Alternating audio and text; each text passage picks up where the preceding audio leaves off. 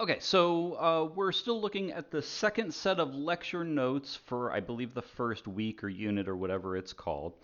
And so we're picking back up where we left off, and we're talking about the degree of a vertex. So I've already described this, but let's just look over here. Let's pick the vertex B. Then every red edge around B is considered an adjacent edge, and so B has degree 4 because there are 4 such edges. I don't know why C is labeled like that, but the degree of B is 4. Now what we want to do in this video, because it is sometimes useful to understand this fact, is the relationship between the total number of edges in a given graph to the degree of each individual edge. So over here, what we're doing when we have this right here is we're talking about taking the sum, right? Forget the half for a minute, but imagine taking the sum over all of the degrees of each individual vertex, right? So this k sub I is going to be the degree of the ith vertex. It doesn't matter which one is, comes up when or whatever. So that like it doesn't matter what the indexing is, that's kind of not important. So just imagine you go through the graph, you take this vertex and you get its degree, which is equal to 1. So maybe we'll say that that's k sub 1, right? So k sub 1 is the degree of this vertex, which is 1. Then we come over here and we grab this vertex and we get its degree. We'll call that k sub 2, and it's equal to 3, right? You can see that here because of all the 3 edges connected to it. So that's k2 is equal to 3. I'm just assigning labels, right? Like, this doesn't have to be K2. I could have called something else K2. Doesn't really matter.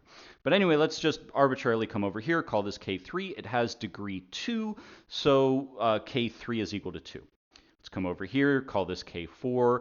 K4 is equal to 4 because the degree of this vertex is equal to 4. Again, right, just, again, that didn't have to be K4. Anything else could have been K4. So I'm just giving these an ordering arbitrarily just to give it some sequencing.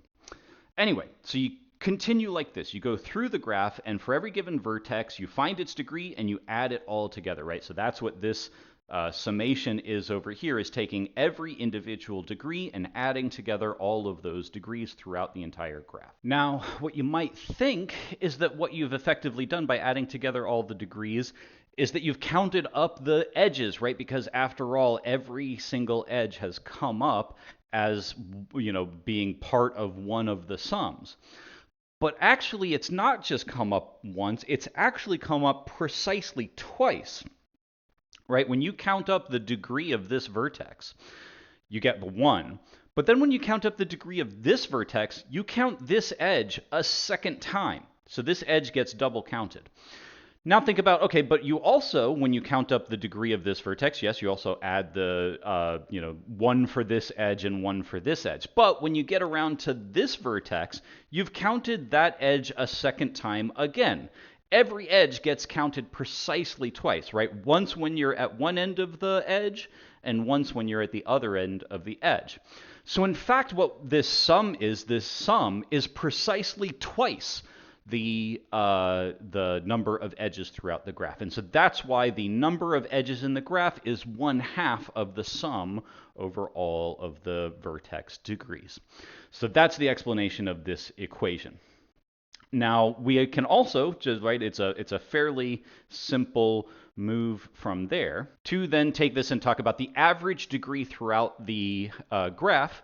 And it has this nice formula, right? Because if we're talking about the average degree, then we're going to take the sum over all of the degrees divided by n, which is the number of vertices. So, right, so this first expression here with the summation is just kind of that's just what we mean when we talk about the average degree. It's just adding up all the degrees and dividing by n. But now we have this formula for the summation, right? Especially if you take that 2, move it to the other side, then the sum is equal to 2L. So then this is basically the same thing as 1 over n times 2L, or if you put the fractions together, 2L over n. So we get this nice formula in terms of L and n, numbers that we usually know about any given graph, to tell us the average degree throughout the graph. Now, if you do a little bit more mathematics, you can actually use this to give a formula for the density. So we can go back to the concept of the density. And it turns out, and we don't need to go through this right now, Again, like if it turns out to be important, I'll talk about this some more later. But you can rearrange the formula for density to put it in terms of average degree. So, that could potentially be useful. We'll see. In any case, so like it's just another formula. I don't know if we'll need to know that. In any case, we can also do this and get this approximation formula, which again, I'm not sure if we need to know that, but it's possibly interesting. Okay, so we've talked about degree, but degree so far has been really a concept for an undirected graph, right, where we make no distinction between the vertices leaving, the edges leaving a vertex versus the ones that are coming in. So when we have a directed graph, we'll talk about in degree and out degree, right? So this vertex in this example directed graph has in degree 0 because no vertex points to this one. This one has in degree, but it has out degree 1. This one has in degree 2, out degree 1, and so on throughout the rest of the graph. And we would define the degree of the graph as simply the number of all edges, regardless of direction, and so that would be basically the sum of the in degree plus the out degree. And this time, if we wanted to find the total number of edges throughout the graph, then this has a somewhat simpler formula in that it is the same thing if you just sum all of the in degrees of every single vertex. And that, right, you don't need the corrective factor of a half this time because when you compute, right, like the edges basically don't get double counted, right? When you take the in degree here and you count this edge and this edge, those edges don't get counted a second time when you go to the other end of the edge. So you no longer need that corrective factor of a half. We can also have weights on our undirected as well as on our directed edges. I'm not sure what we're quite getting at in this slide, but yes, that is possible. Now here we're going to talk about the degree distribution. So if you give me a possible value of a degree k, right? So you could talk about k equal to 2, and then we're talking about all vertices of degree 2, right? So you'd have to like scan through the graph, looking at each vertex and figure out which ones have degree 2. And if you count them all up, that's this n sub k, right? So n sub 2 would be the number of all vertices in the graph with degree 2. And then we talk about the degree distribution being p sub k, and it is given by this formula, which is n sub k divided by n. That is how many vertices there are with degree k divided by how many vertices there are, right? So basically like a percentage of the vertices that have this given degree k. And then if we wanted to, we could use this to talk about the average degree of the graph, and it's given by this formula if we like.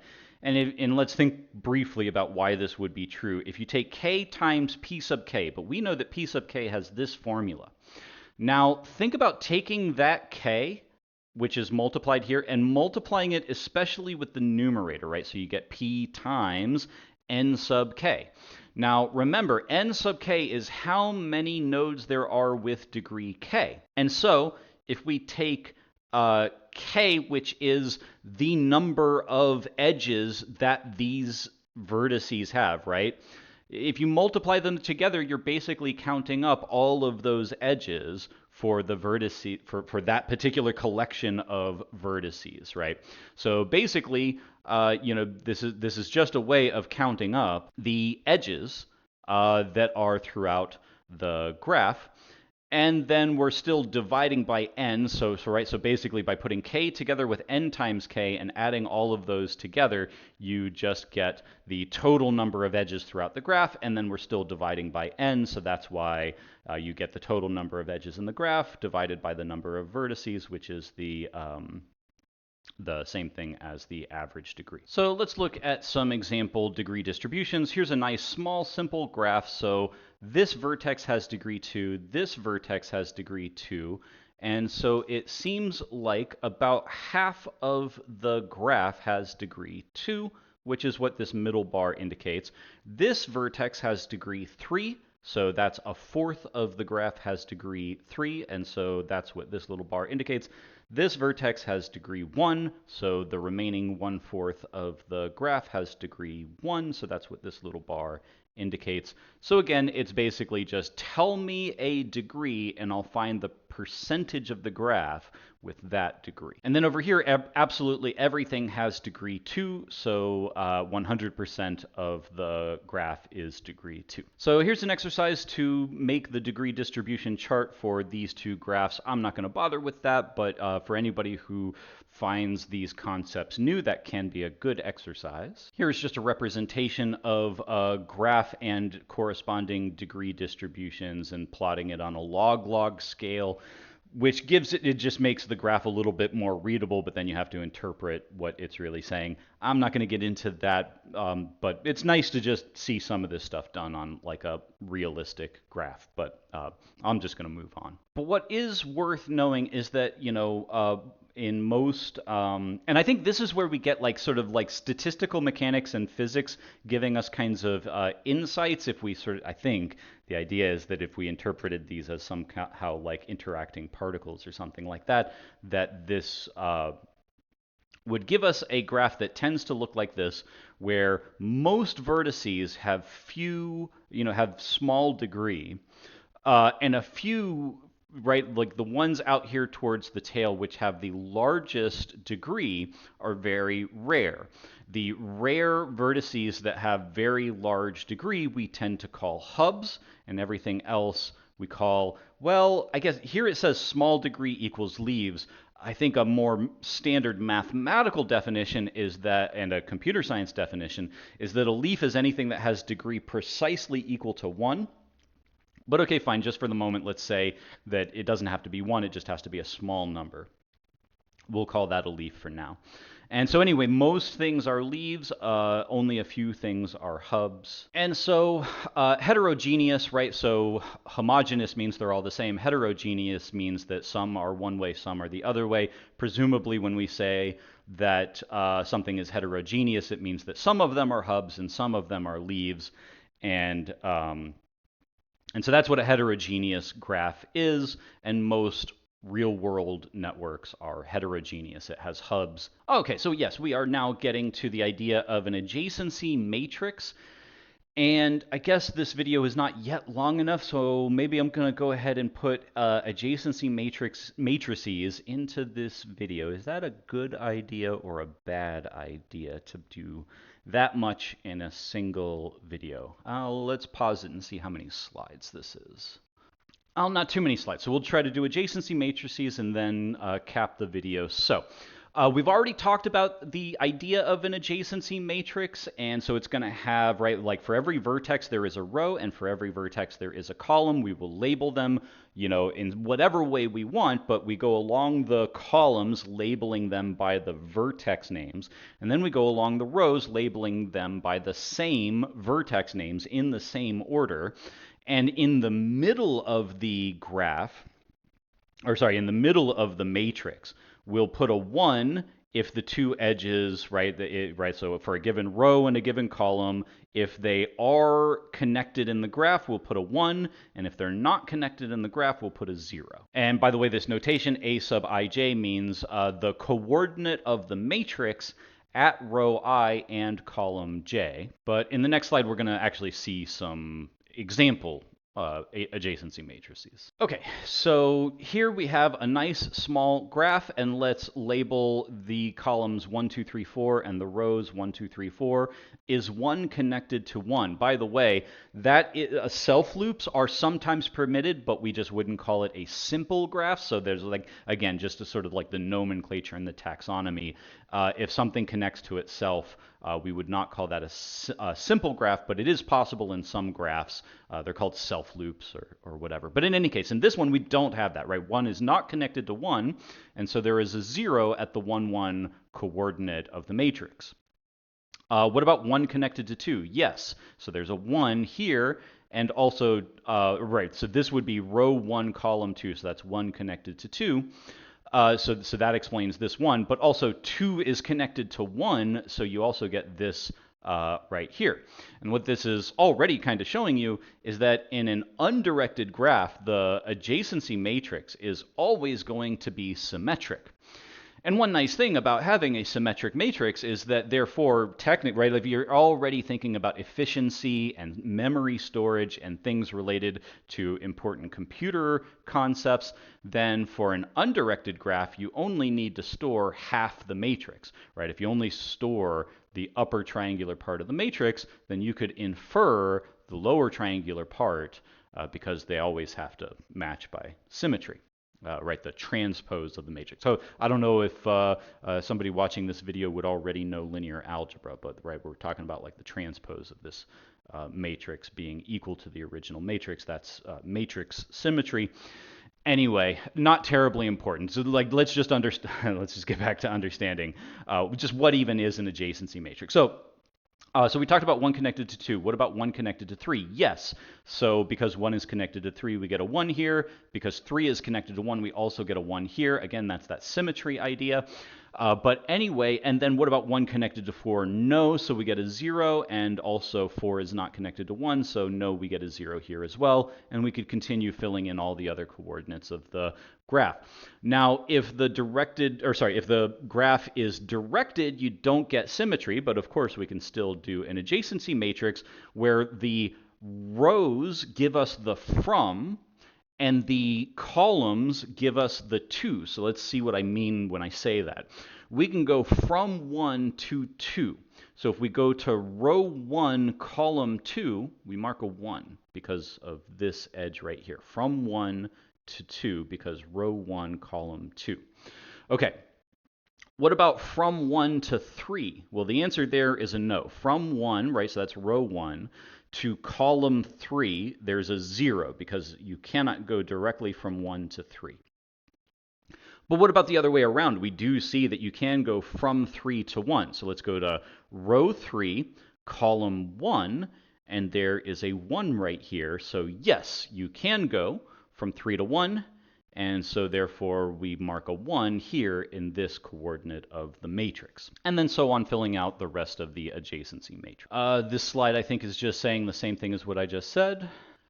And like I said, if it's an undirected graph, the matrix is always symmetric. G has a self-loop if and only if A has a non-zero element in the diagonal, right? So just, again, thinking about these self-loop ideas, the self-loops occur at the diagonal because, right, if you go down to, let's say, like row 4, column 4, that's vertex 4 connecting to itself. If it has a self-loop, you'll see a 1 at 4, 4. Well, 4, 4 is along the diagonal of the matrix. So, right, so a self-loop corresponds to a 1 in the diagonal. And just to kind of exercise these ideas, let's think about the graph is complete. By the way, I don't know if we've defined what a complete graph is, but let's just quickly do it now. A graph is called complete if every 2 vertices connect to each other. Right, so that's a complete graph. Every possible edge is there. That's a complete graph. And so a graph is complete if and only if the adjacency matrix is never 0 at any coordinate, except possibly along the diagonal, right? With if I is equal to j, that is to say you're at coordinate I, which, like we said, those coordinates are the diagonal coordinates. And we generally don't talk about self-loops when we talk about completeness, right? So we're not saying, right, so to be complete, it's that every vertex has to connect to every other vertex, but it does not have to connect to itself. And so so the diagonals, right, in an adjacency matrix for a complete graph, the diagonals may be 0, but everything else is not 0. Now, this is a good exercise. If you have an adjacency matrix A, what is the expression for the in degree? That's what this notation is, right? K superscript in means the in degree of vertex I, and I could be any vertex. So basically, let's just restate what we're talking about here. Pick any vertex you want, call it I, doesn't really matter. We want to find its in degree, and we want to find it by looking at the adjacency matrix and not doing too much work. So just, right, like don't take the adjacency matrix and draw the graph or something like that. Take the adjacency matrix and just look at it and do some relatively simple calculations to find the in degree of a given vertex. How do you do it? What's the formula? I'm going to pause the video slightly just for a second or two so that you can pause the video, and you should go ahead and fill in the answer, and then I'll give the answer. Okay, time to give my answer. You pick the column I, right? So whatever vertex I is, you go out to column I, and that is, remember, the row is the from, the column is the to. So we want to find edges to this vertex I because we're looking for the in degree. And then we just want to add together all of the coordinates, right? Because you'll see a 1 when there's an edge, and you'll see a 0 when there's no edge. Well, if you just add them all together, I mean, you could also say that you're just counting the ones, but why not? I mean, we could also just say that you're adding them. In any case, right, so just as a formula, we would sum together all of the coordinates of the matrix in this given column. Now, right, I think that makes sense, but we also want to write it as a formula. I mean, this says what is the expression, right? That means probably a mathematical expression. So we want to write this, I think, in summation notation. And so here it is, right? This is my summation notation expression. What does it say? It says I'm going to go from vertex 1, j is just going to be some index representing any possible vertex, but start at vertex 1, go up to vertex n, so that basically means consider any possible vertex. And then go to the matrix at coordinate ji. Notice the order matters. It's not ij. You want to go from j, that's row j, to I, because we're fixing I, right? We're interested in vertex I only, so I want to go to I. And that's what AJI represents in the matrix, is whether there is an edge going from J to I. And I'm going to sum them all together, and that's going to count up how many vertices go from any J to our chosen I. And of course, if we wanted to do this for the out degree, then we're basically just going to switch things around. And so again, I'm going to traverse through every possible vertex of the graph, but this time instead of AJI, I do AIJ. And finally, we've been talking about unweighted graphs, but if we had weights on the graphs, then we, like let's say that it's directed and it has weights, we can accommodate all of that in a relatively simple adjacency matrix by now no longer having just zeros and ones, but instead putting the weights on the edges that exist, right? So this one right here represents that the edge from A to B has weight 1, right? The edge from B to C has weight 2. When there's a 0, there's just no edge, right? So B does not have an edge to B, so that's that 0. And when it's directed and weighted and so on, then we can talk about the out strength and the in strength. I think there's some typos there, but anyway. So the out strength is just fixing I, right? Keeping I constant, so that we're talking about the out strength of vertex I, and then adding together all of the weights for every edge that goes out, right? So again, like letting j go from 1 to n, basically considering every possible vertex in the graph, we look at the out weight, right? The weight of the edge going out of I into j, we add them all together, and that is the total out weight for vertex I. We can do it again for the in weight, and we can also say that we could talk about the total weight if we wanted to, which is just the sum of all of the weights of all of the edges. And of course, we could just do it for the ins or just do it for the outs. You'll get the same quantity, basically. So I think that does it. I think that's maybe a good place to cap it. And in the next video, what are we talking about in the next video? All right, the notion of connectivity, a pretty important central topic in graph theory, but we'll do that in the next video.